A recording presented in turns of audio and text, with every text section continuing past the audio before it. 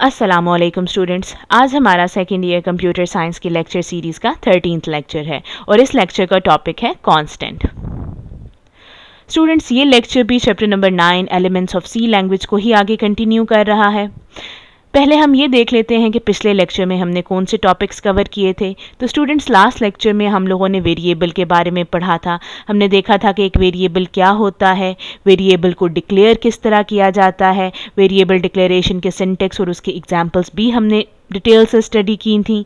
फिर हमने देखा था कि वेरिएबल इनिशियलाइजेशन किसे कहते हैं और वेरिएबल इनिशियलाइजेशन के सिंटेक्स को और एग्जाम्पल को भी हमने डिटेल से स्टडी किया था।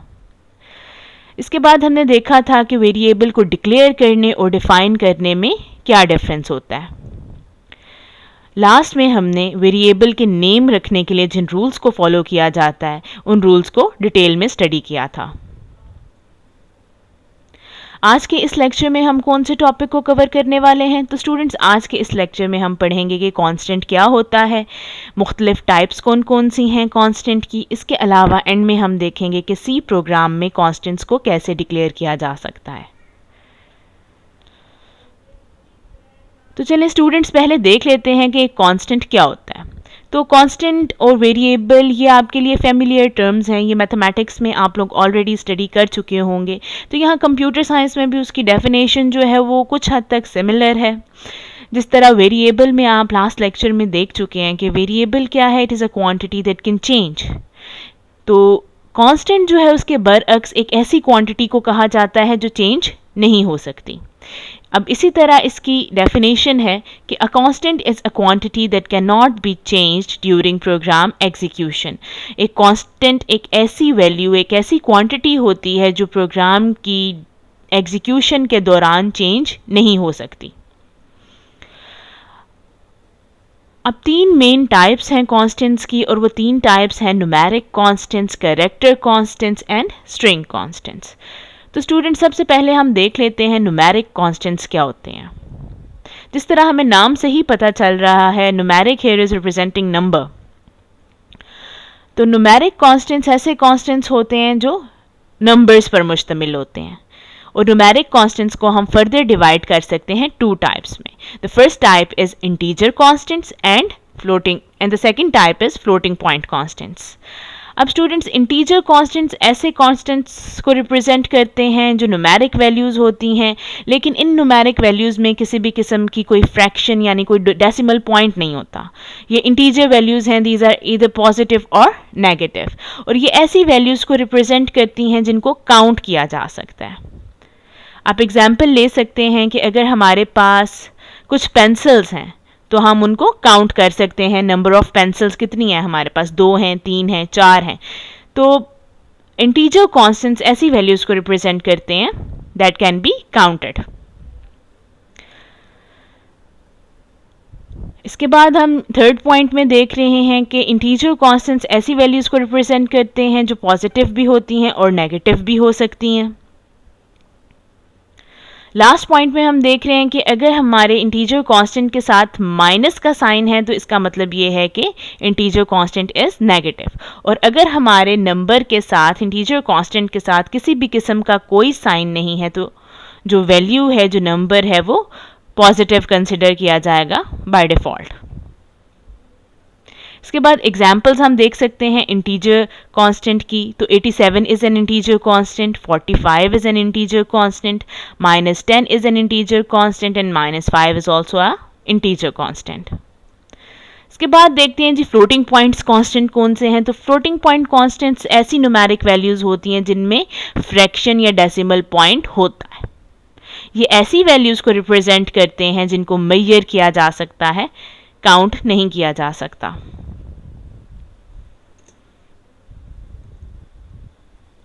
दूसरे अल्फाज में स्टूडेंट्स आप कह सकते हैं कि ये फ्लोटिंग पॉइंट कांस्टेंट्स जो हैं ये रियल नंबर्स को रिप्रेजेंट करते हैं, और फ्लोटिंग पॉइंट कांस्टेंट्स भी नेगेटिव हो सकते हैं, पॉजिटिव भी हो सकते हैं।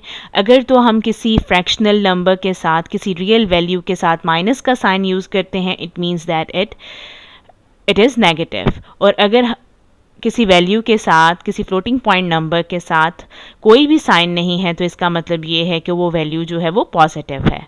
जिस तरह यहाँ पर एग्जाम्पल में हम देख सकते हैं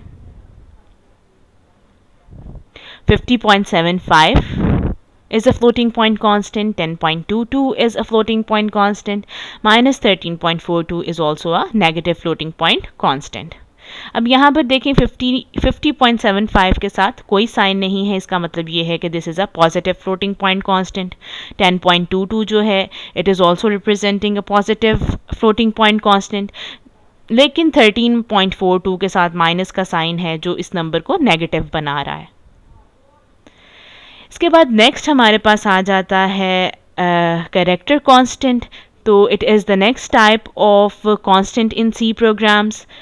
अब कैरेक्टर कांस्टेंट्स कौन से होते हैं जी? Any character written within single quotation mark is known as character constant. अगर हम सिंगल कोटेशन मार्क्स के अंदर कोई भी कैरेक्टर लिख देंगे तो उसे हम कहेंगे कि this is a character constant. All alphabetic characters, digits and special symbols can be used as character constants. तमाम alphabetic characters को कैपिटल, स्मॉल, तमाम डिजिट्स को 0 to 9 और तमाम स्पेशल सिंबल्स जिस तरह के पीरियड का साइन है, स्लैश है, हमारे पास क्वेश्चन मार्क है, एट द रेट ऑफ का सिंबल है सिंबल है, ये तमाम स्पेशल सिंबल्स जो हैं इनको हम कैरेक्टर कांस्टेंट्स के तौर पर यूज़ कर सकते हैं। मतलब आपके कीबोर्ड पर जो जो कैरेक्टर्स आपको नज़र आ रहे हैं, printable characters, all those characters can be used as character constants. The maximum length of the character constant is 1 character. Character constant की मैक्सिमम लेंथ है 1 कैरेक्टर। मतलब एक कैरेक्टर कांस्टेंट में एक से ज़्यादा कैरेक्टर कभी भी नहीं हो सकते।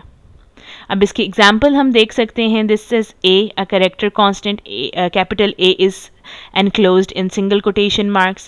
This is also a character constant. Small n is enclosed in single quotation marks. This is also a character constant. Digit 9 is enclosed in single quotation marks. This is also a character constant. Equal to sign is enclosed in single quotation marks, and this is also a character constant. Dollar sign is enclosed in single quotation marks.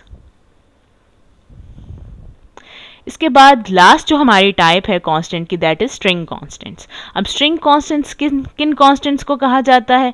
A collection of characters written in double quotation marks is called a string और string constant. तो student ये definition भी important है कि what is a string या string constant किसे कहते हैं। तो अगर group of characters, collection of characters double quotation marks के अंदर लिखे जाएं तो सी लैंग्वेज में या प्रोग्रामिंग की टर्म्स में उसे कहा जाएगा कि this is a string constant.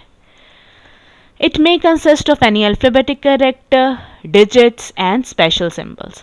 अब जो आपके स्ट्रिंग कांस्टेंट्स हैं, इन ग्रुप ऑफ कैरेक्टर्स में अल्फ़ाबेटिक कैरेक्टर्स भी हो सकते हैं, डिजिट्स भी हो सकते हैं, स्पेशल सिंबल्स भी हो सकते हैं, इन सब का कोई मिक्सचर भी हो सकता है।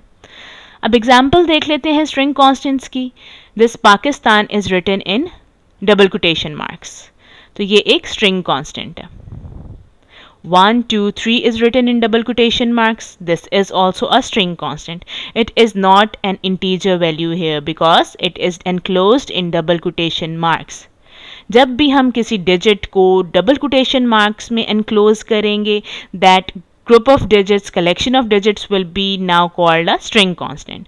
और अगर हम किसी भी सिंगल डिजिट को सिंगल कोटेशन मार्क्स में एनक्लोज करते हैं तो वो फिर इंटीजर नहीं होगा, वो फिर कैरेक्टर कांस्टेंट होगा। अब यहाँ पर हम देख सकते हैं कि डबल कोटेशन मार्क्स में 99 मॉल रोड लाहौर एक एड्रेस जो है वो एनक्लोज्ड है। This is also a string. इसमें हम देख सकते हैं हमारे पास 99 जो है वो डिजिट्स को रिप्रेजेंट कर रहे हैं, 99 हाइफन सिंबल को रिप्रेजेंट कर रहा है, कॉमा भी सिंबल को रिप्रेजेंट कर रहा है, बाकी जो मॉल रोड लाहौर है it is representing alphabetic characters. तो ये सारों का मिक्सचर जो है जब हमने डबल कोटेशन मार्क्स में लिख दिया है तो this is also a string constant.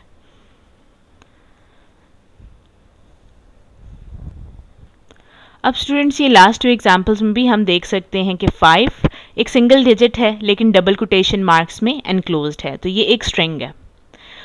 और यहाँ पर हम देख सकते हैं कि हैश सिंबल जो है वो डबल कोटेशन मार्क्स में एनक्लोज्ड है, तो this is a string constant.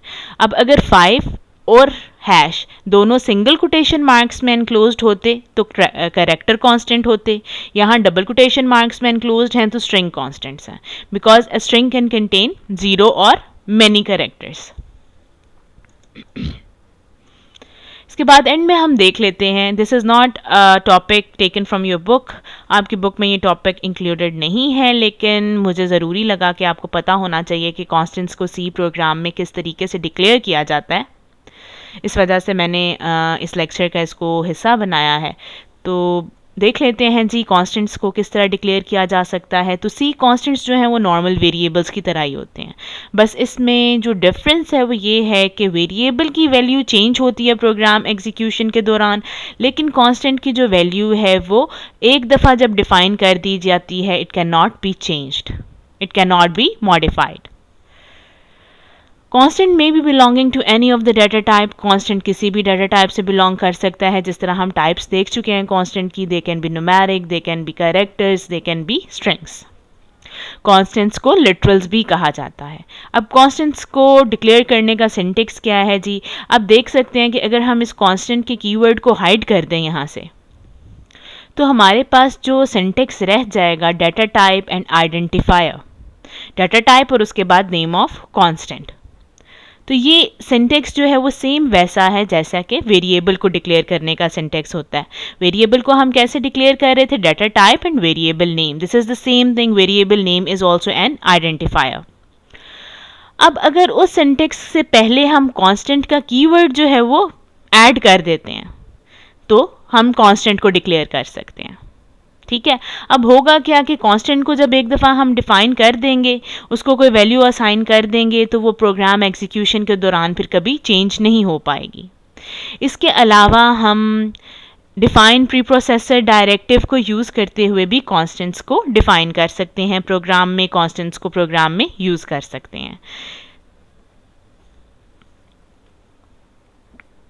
Students, यही था हमारा आज का लेक्चर। उम्मीद है आपको इस टॉपिक में किसी तरह की कोई कन्फ्यूजन नहीं होगी। इसके साथ ही आपको मिलेंगे नेक्स्ट लेक्चर में, तब तक के लिए अल्लाह हाफ़िज़।